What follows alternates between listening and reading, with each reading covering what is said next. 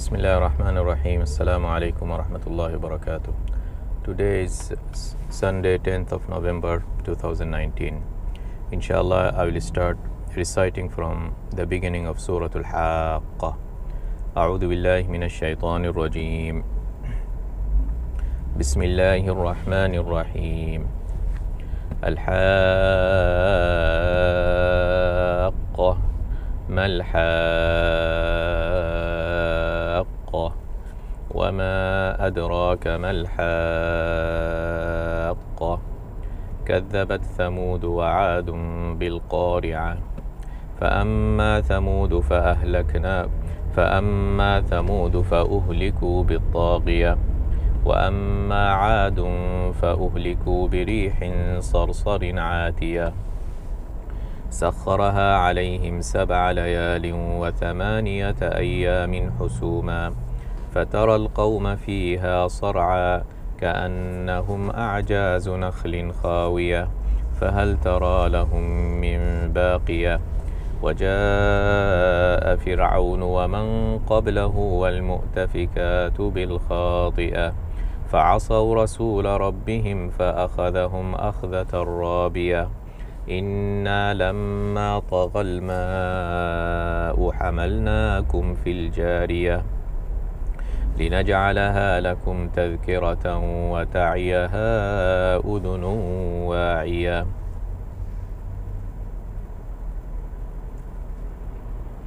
So this is verse until verse 12. From verse 1 to verse 12, Allah tries to draw the attention of those who who disbelieve Prophet Muhammad sallallahu alaihi wasallam. These are the kuffar of Quraysh, and anyone after them draws their attention that Allah has a historical pattern. That is, a messenger comes to the people who went astray from the straight path, and they come and warn them. And when they don't listen to the Prophet, usually a punishment comes and takes them, demolishes them, and Allah saves only those who were believer. So within this embedded is an embedded warning to the people of Quraysh that the same thing is happening to you. So why don't you take listen from the history? The same thing that happened to Ad, Thamud, Fir'aun, Qawm Nuh, it is happening to the people of Quraysh when the Prophet Muhammad sallallahu alaihi wasallam came to them.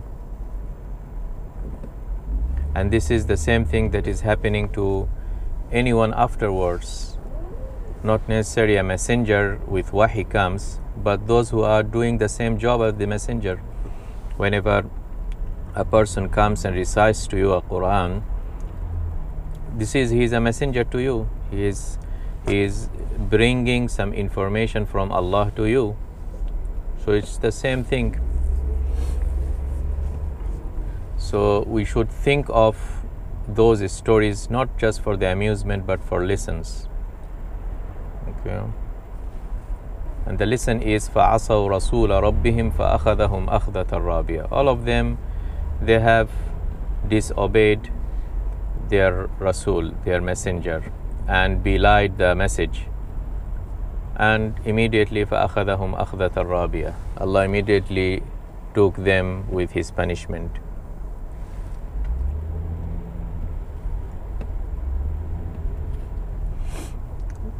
Let me continue with these verses. Then after that, Allah draws the attention to what will happen on the day of judgment. فَإِذَا نُفِخَ فِي الصُّورِ نَفْخَةٌ وَاحِدَةٌ وَحُمِلَتِ الْأَرْضُ وَالْجِبَالُ فَدُكَّتَا دَكَّةً وَاحِدَةً فَيَوْمَئِذٍ وَقَعَتِ الْوَاقِعَةُ وانشقت السماء فهي يومئذ واهية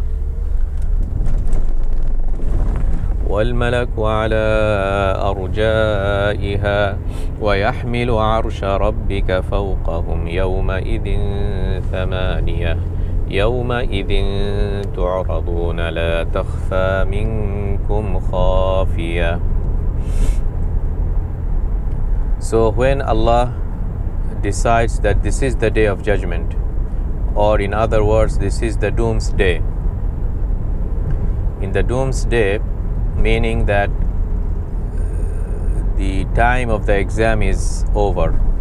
There is no way one can add any answer in the answer sheet.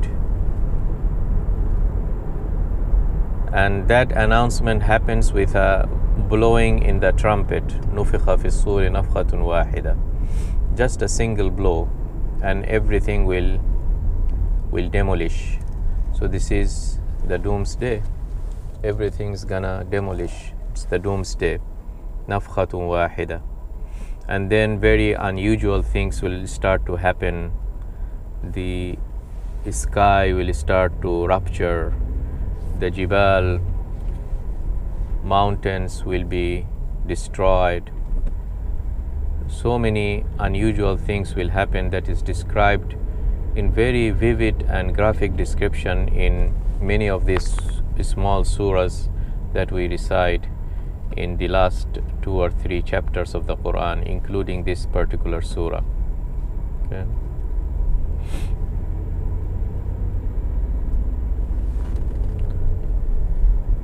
So after that, there will be a small gap, and then another trumpet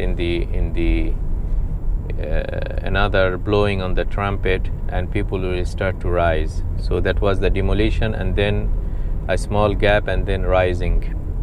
Everybody will start to rise and start to assemble before Allah subhanahu wa ta'ala. And now this is the decision. This is the start of the events of the day of their judgment. So we had doomsday followed by a small gap, and then now the day of the judgment after the resurrection. So let's see what happens after that. فَأَمَّا مَنْ أُوتِيَ كِتَابَهُ بِيَمِينِهِ فَيَقُولُ هَاؤُمُ اقْرَءُوا كِتَابِيَهْ إِنِّي ظَنَنْتُ أَنِّي مُلَاقٍ حِسَابِيَهْ فَهُوَ فِي عِيشَةٍ رَاضِيَةٍ في جنة عالية قطوفها دانية كلوا واشربوا هنيئا بما أسلفتم في الأيام الخالية وأما من أوتي كتابه بشماله فيقول يا ليتني لم أوت كتابيه ولم أدر ما حسابيه يا ليتها كانت القاضية ما أغنى عني ماليه هلك عني سلطانيه خذوه فغلوه ثم الجحيم صلوه ثم في سلسلة ذرعها 70 ذراعا فاسلكوه إنه كان لا يؤمن بالله العظيم ولا يحض على طعام المسكين فليس له اليوم هاهنا حميم ولا طعام إلا من غسلين لا يأكله إلا الخاطئون. Until verse 37, Allah describes these two groups. So after the judgment is done, there will be people who will receive their books, receive their results, receive their books by their right hand. So this is a noble thing. These are the people who will be saved and will be part of the people of the paradise. Those who have answered well in the exam, who have passed the exam, and they will rejoice, pretty much similar to what happens in our world, on our daily life. When we pass an exam, we come back and start rejoicing, calling everybody, receiving congratulations, things like that. They will do the same, because this is the greatest results one can ever think. فَمَنْ زُحْزِحَ عَنِ النَّارِ وَأُدْخِلَ الْجَنَّةَ فَقَدْ فَازَ. This is the real fawz, this is the real victory, this is the real passing of an exam. Okay, and he will start enjoying his life في عيشة راضية, for eternal.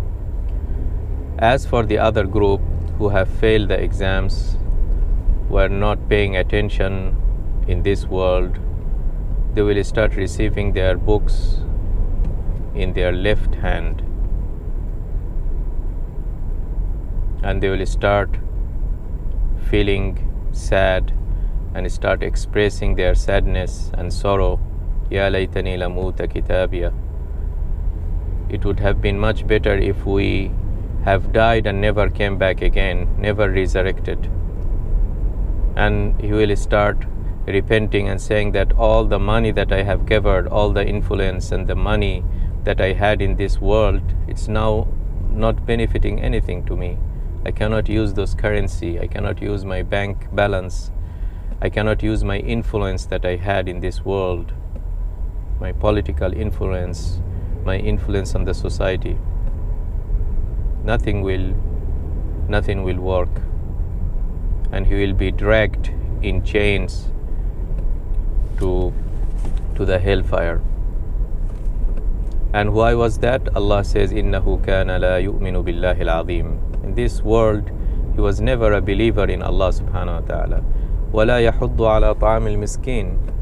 And he was never feeding the poor. You see this perfect combination between fulfilling the duties to Allah and fulfilling the duties to fellow creatures in this world.